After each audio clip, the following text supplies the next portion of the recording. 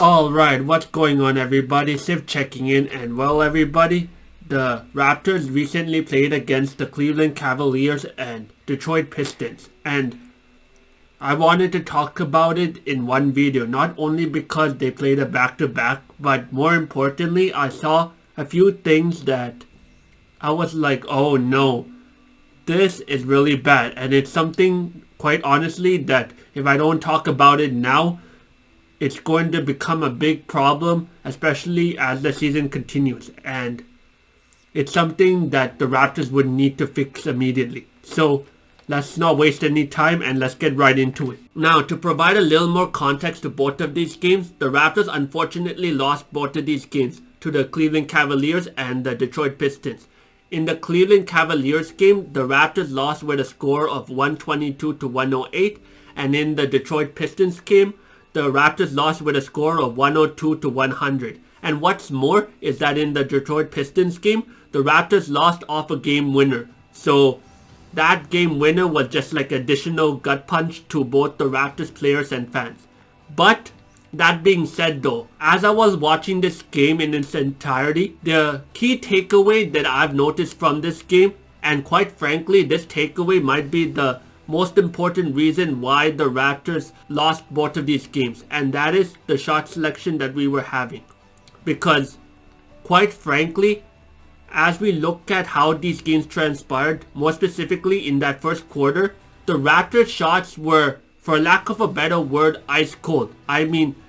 they just wouldn't go no matter what we did. It didn't really matter whether it was a 3, a mid-range, a floater, or anything like that. Everything seemed to just clank on the rim, and in the cases where we had a wide open 3 or something like that, it would just go in and out. So you can really tell that the momentum for the Raptors was at an all-time low at that point, and the opponents was really feeding off of that. And in those types of situations, you think that since the Raptors are having a tough time of shooting, we're going to try to find alternative ways to attack and get points up, right? Unfortunately, that was not the case, because what the Raptors did in both circumstances and in both games was we took the same types of shots over and over again, expecting that the next time that we make a shot from that location or that type of shot, it will somehow get a momentum and we'll just roll from there, which is unfortunately a very, very, very bad mindset to have, because for one thing, the momentum of the game is already on the opponent's favor at that point through all the misses that we have. But more importantly, we're going to be playing a catch-up game. And if you know anything about basketball and playing catch-up basketball, it takes a lot of energy for you to even come back and tie the game. And on the flip side, for the opponent, they already have the energy conserved, so that as you approach a place where it seems dangerous, they can just use their saved energy to just slam the door on your face. And quite frankly, that is what happened in these games as well. Now, more specifically in the Detroit Pistons game, their defensive presence is not as strong as Cleveland, which is why at certain points in that game, Scotty Barnes, Jakob Poeltl, Chris Boucher, among others, were able to help the Raptors get a momentarily lead. But unfortunately, as things came to the wire in that game, the Raptors playstyle once again, not only did they get cold from shooting threes and we went back to the old habits, but more importantly, the players did not adjust to what was going on, and the Raptors were placed in very uncomfortable positions where when you look at the game after the game is done, you would think that, damn, I wish we had those possessions back, because they could have really changed the tide of the game. So going forward, I really hope that when the shots are not going for the Raptors, whether that be a mid-range, a three-pointer, or anything, we're just trying to get points as much as possible through other means, whether that be slashing the paint, getting dunks, getting layups, or even getting fouls. Because at that point, I just feel like we just need points to come for us, and from there, I think once we see that we are getting some points on the board, the momentum and things of that nature will start to move in the Raptors' favor, which at that point we'll be able to capitalize off and make it more of a game in that point. So hopefully this is something that the Raptors fix in their game against the Pelicans on Wednesday, and we'll need to see what they do regarding that. Now, the second thing from these two games that really stood out to me was actually one person's performance, and that is Davion Mitchell. Now, I understand that Davion Mitchell is a very important player in this league, especially on the defensive side, but in these two games, Davion Mitchell seemed to be forcing a lot of shots, and he was forcing a lot of things when he was running the plays that he drew up. And honestly, I feel like this is a really bad thing, especially when we were facing against the Cleveland Cavaliers and the Detroit Pistons. Because from one point guard to another, you gotta realize that the point guard is basically the general of the team. In the sense where, other than the coach, the point guard is the one who is leading the play and making sure that the play goes as smoothly as possible. So to have Davion Mitchell be just forcing the plays and just improvising as he sees fit, it really puts the Raptors in a scramble mode, and because of that, there were so many mistakes that were made from the Raptors. I'm talking not being able to close out on threes, not being able to switch when someone blowed by them, not getting rebounds, causing excessive fouls, causing a lot of steals which ended up being fouls, and things of that nature. Basically, everything that the Raptors preached to not do, it actually ended up happening. And as you saw from these two games, the opponents were really capitalizing off of that. And quite frankly, in the opponent's side, this type of situation is exactly what they wanted for, because any team is trying to look for the opponent's time when they're on their scramble mode and they don't play as a cohesive unit, because there are so many loopholes and points that you can attack from and just really make your mark. And the opponents, being the Cleveland Cavaliers and the Detroit Pistons, they were able to do that extremely well. And by the time the fourth quarter came, you could really see that the momentum was on their side and they were able to find a way to close the game on us. Now, granted that the Raptors did try to make this a game, especially with the mistakes led by Scotty Barnes and Boucher and all the other players, but you could really tell that the mistakes that Davion Mitchell really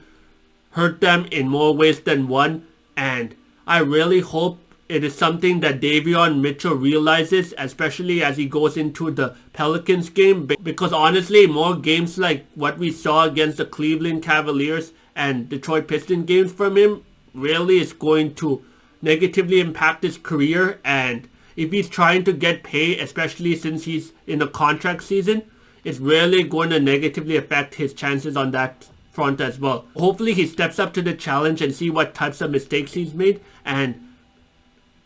try to avoid making those mistakes going forward, especially so that the Raptors can start winning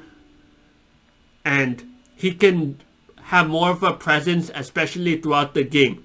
Now, the final observation that I had from these two games is honestly something that not a lot of Raptors channels are talking about, and that is our inbounding play. I mean, throughout these whole games and honestly up to this point, we've used the same inbounding plane over and over again. What I mean is when we inbound, we're passing it to Jakob Poeltl, who is passing off to the point guard or whoever is leading offense, and they continue to do that. And quite frankly, I feel like we should have more than one inbounding play in store with us, because as we saw, especially in that Cleveland Cavaliers game, the bigs were really focusing on Jakob Poeltl, and because of that, he was more pressurized, which allowed the guards of the Cleveland Cavaliers to get a lot of steals off him. And that really turned into fast break points, which they were able to capitalize off on a regular basis. And even though that type of situation was less frequent against the Detroit Pistons in that game, you could see that the pressure was still there, because the Detroit Pistons centers were very formidable even though they're young. And Jakob Poeltl was so focused on trying to score that at times it seemed like his passes to the other players were kind of sloppy, which allowed the Detroit Pistons to get steals that way. So going forward, I really hope that in the Raptors training or when they're drawing up plays, they have more than one way to inbound the ball, whether that be through a different player or through a different angle or things of that nature. Because honestly, the way that it's going now, it seems very redundant. And in the way the league is played nowadays, once something becomes very redundant, it is so easy for other teams to find some way to neutralize that and make that as ineffective as possible. And I fear that as we continue to play like this, more specifically inbound the same way that we do, it's going to become something that really holds us back in terms of realizing our full potential. So hopefully we find new ways to inbound the ball and get our possessions moving at a more quicker pace, because I believe that doing so will help us not only gain the momentum back, especially when we're playing catch up and things of that nature, but also by having more than one way to inbound the ball, it keeps the opponent guessing, and because of that, I believe we will have more openings to get the game winner or at least send it to overtime. So hopefully that is something that the Raptors coaches continues to tell or draws up in the games coming forward, because not doing so will only end badly for the Raptors, I believe. And honestly, it's not something that we want both as Raptors players or fans. So let's just see how the Raptors perform on this front in the games to come. So yeah, overall, these two games against the Cleveland Cavaliers and the Detroit Pistons, even though these two games are a tough watch for the Raptors fans when we're looking at it from a win or losing standpoint, and the key takeaways that I've provided in this video are actually things that I'm glad that the Raptors are showing us early on, because it just shows that we'll have enough time to make these adjustments so that coming close to the end of the season will be much more better than we are now. And honestly, that is something that I'm hoping that they are doing, because quite frankly, if we play the way we've been playing in these last two games, we are really going to limit our chances of being competitive on every single night. And that is something that is really important for the Raptors this season, especially since wins and losses doesn't really matter this season. So our only basis of reassurance on knowing that the season is successful is how competitively the Raptors are fighting in each of these games. And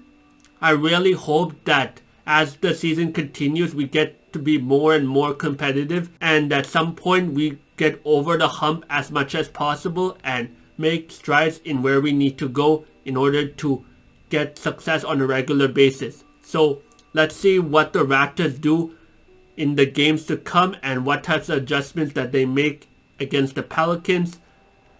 and all the other teams that we're going to be facing after this point.